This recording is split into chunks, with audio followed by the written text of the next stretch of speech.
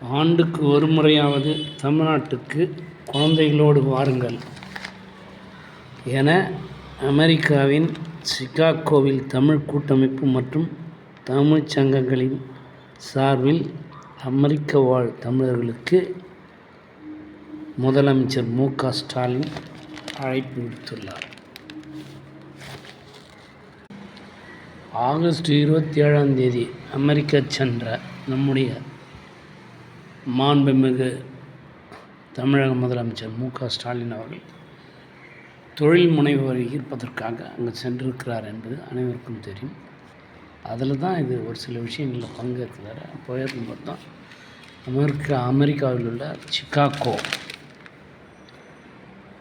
தமிழ் கூட்டமைப்பு மற்றும் தமிழ்ச் சங்கங்களின் சார்பில் அமெரிக்க